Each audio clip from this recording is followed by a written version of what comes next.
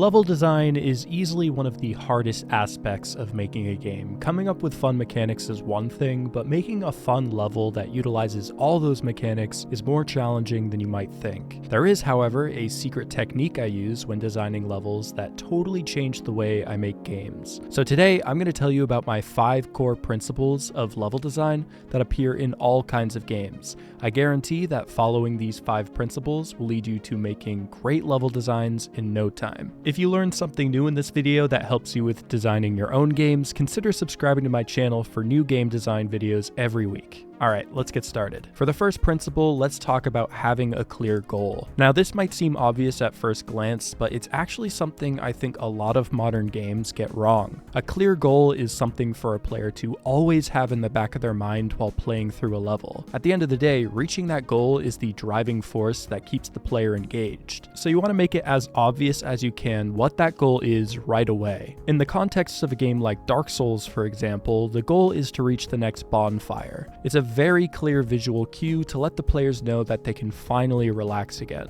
Dark Souls actually has a few of these level design visual cues that quickly tell you what you're supposed to be searching for. A wall of fog tells you you've reached a boss of a dungeon and you need to prepare for a challenging fight. A hanging ladder means you might have a new shortcut you can use later. A clear goal can also be a cutscene for a story-driven game or a new upgrade for Metroidvanias. Think of dungeons from classic Zelda games. Most of the time, the door to the boss is right at the start of the temple, so even though there's going to be a long journey to find the boss key, you always have a clear image of where you want to get back to. But like I said before, finding a clear goal is something I think a lot of modern games get wrong. How many times have you played a game over the past couple years and asked yourself, what's the point of doing any of this? What am I working towards? Well, that leads us to the part 2 of having a clear goal. You have to properly reward the player for reaching it. Sometimes finding the shiny finish line isn't enough. You need to incentivize your goals a bit more. Our mission as game developers, first and foremost, is to evoke an emotion for our players. What's the emotion a player feels when they see a bonfire in Dark Souls or a bench in Hollow Knight? By design, it's a feeling of relief, a reward for risking a dangerous journey with a moment of peace. Not only did you survive the challenge to get here, but you also now get all of your health back and a chance to level up. So my advice for the easiest way to set a strong goal for your level design is to 1,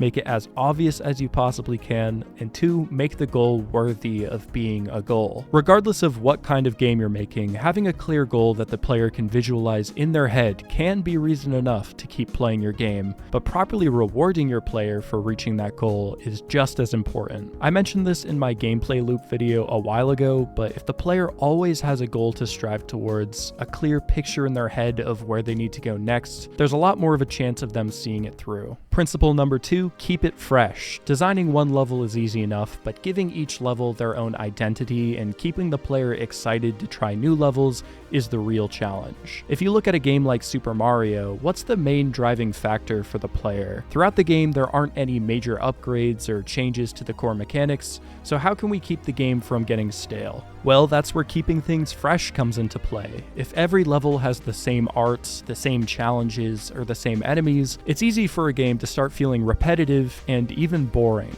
Portal is another game that I think is a masterclass in level design. You unlock all the main abilities very early on in the game, but these abilities are so dynamic that you can use them in so many different scenarios. You start with a few tutorial-like puzzles where you learn some of the game's mechanics like momentum jumping or sneaking up on enemies, but later down the line, a level will mix these two concepts together to make something that feels completely fresh. So how can we do this for our own level designs? Obviously, not every game can have groundbreaking mechanics like the portal guns, but that doesn't mean we can't use these lessons in our own game. I think the reason that Portal works so well is that it keeps its cards close for a very long time. Instead of throwing all these puzzle ideas into the early levels, there's a slow progression to get there. When a new concept is introduced, like momentum jumping, it's only shown in the most bare bones way. Then you add something slightly different. You find out that other objects can be thrown with momentum. In the next level, you add timing with moving platforms. Then you combine objects with the timing. The best way to keep your games feeling fresh is to introduce each new concept a little at a time, and then combine them into something new. Instead of showing your hand right away, flip each card one by one to slowly reveal the bigger bigger picture. By doing this, not only are you left with plenty of room for more unique levels, but the player will never get bored knowing that each level could be a brand new experience. Another game that does this really well is Celeste. Each level focuses on one new unique mechanic and slowly builds them to be more complicated. Think of the start of each level as basically a reset on what the player knows about the game and slowly introduce something new to mix things up.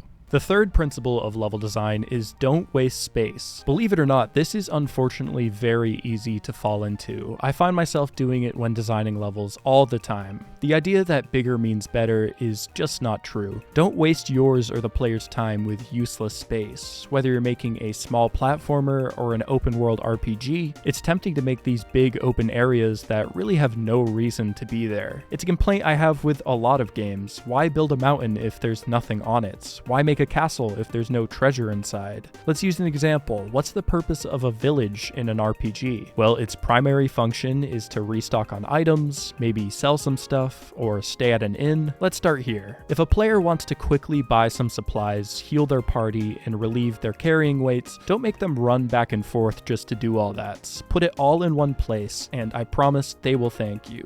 If you're worried that having things so close together will make the scope of your game feel smaller, just look at the way real-life cities are designed. Among the thousands of streets in a city, there's usually one central market area that has everything you need. The only annoying part of the process is the walk to get there, so don't bore your players with unnecessary areas. Now don't freak out on me, but I've got a bone to pick with one of my favorite games of all time. Stardew Valley is great, and for the most part, I think the level design is really good. But there's this one stretch of land between your farm and the town that is just a drag to walk through. Sure, it's for the bus stop, but why does it need to be here? If I want to go grab some new seeds to plant, I don't want to spend an in-game half hour just to get there. Time is money, man. I want to be up at the caves by 3, and I've got to get back for my date with Penny at 6. So the moral of the story, don't make a player walk back and forth through nothingness. That isn't to say that all empty areas are a bad thing though. In Undertale, there's plenty of places where it's just a long stretch of walking, and it's actually used as a way to give the player a moment to reflect on the story. But again, that still gives it a purpose. If you do end up making areas of your game that feel like they don't quite have a purpose, your game might look more professional if you just trim things down a bit. The fourth principle of level design is following the flow. Here's an interesting piece of level design psychology. Have you ever noticed how most games seem to flow towards the right? It might sound crazy, but ever since early platformers like Super Mario were released, players became naturally inclined to move towards the right first. To Stardew Valley's credit, every morning you start on your farm and then walk towards the right side of the screen to visit the town. In Skyrim, as soon as you leave Helgen right after the dragon attack, you follow the path to the right to reach Riverwood. Some platformers even turn this concept on its head by hiding secrets on the left side of the screen. It's not like using this method can save you from poor level design, but if you ever want to guide your player towards one point of interest, try putting it on the right side, see what happens. But that's just one small piece of the puzzle. There's still hundreds of ways you can guide a player using psychology. For some reason, a lot of AAA games have defaulted to just throwing a bunch of points of interest on the map, and honestly, that ruins the fun of exploring things for yourself. There's nothing I hate more than when I'm looking more at a minimap than the game itself. It's a really tough problem to solve because obviously the developer wants to show the player where to find all the cool things they made, but at the same time, is it really worth overcrowding your players with an overwhelming amount of waypoints? On the flip side, having no waypoints might feel cleaner and more immersive, but that's at the risk of the players missing content completely. Here's the thing, if you want to turn your game into a unique experience for the player, you have to accept that players are going to miss things, and that's okay. In fact, it's all the more reason for them to want to explore your world, and even adds replayability. I recently played Dragon's Dogma 2, and while I do have some gripes with the game, I think the level design is really impressive. It's super rare to find a game that's so unapologetically okay with players missing out on content. If you pick up a new quest, instead of following a map marker, you actually need to listen to NPCs and find out more information. Making your way to each location actually feels like a puzzle in itself while you search for important landmarks and clues. You'll feel much more inclined to explore if your hand isn't being held the whole time. With that being said, there's also nothing wrong with slightly constantly nudging the player in the right direction. It's easy to get lost playing Hollow Knight, but if you listen hard enough for audio clues, you might just hear humming from a nearby map maker. In Crosscode, each new zone is a tangled web of paths,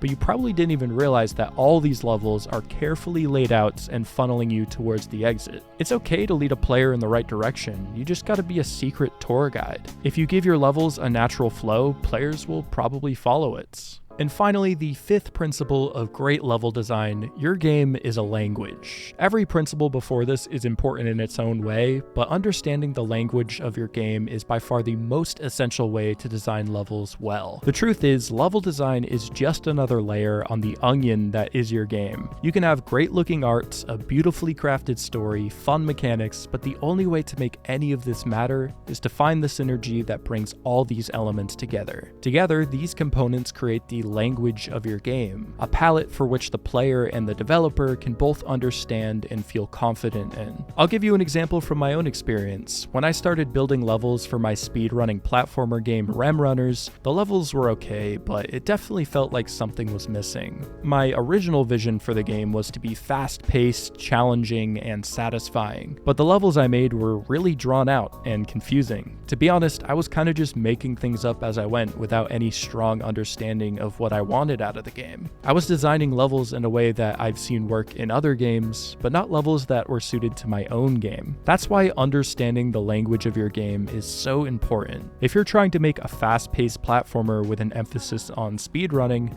the levels need to reflect that. Don't use your level designs to pad for time or add meaningless content. Use them to heighten your original vision. A game like Vampire Survivors wouldn't work if there were a ton of obstacles and exploration. It's a big open space to make you feel like an unstoppable force. In Limbo, there aren't speed boosts or platforming challenges. It's a game that's supposed to make you feel small and helpless. When designing levels, you have to have a strong understanding of what you're trying to say with your game, instead of just following what has worked in the past. And well guys, that makes up my 5 principles of level design.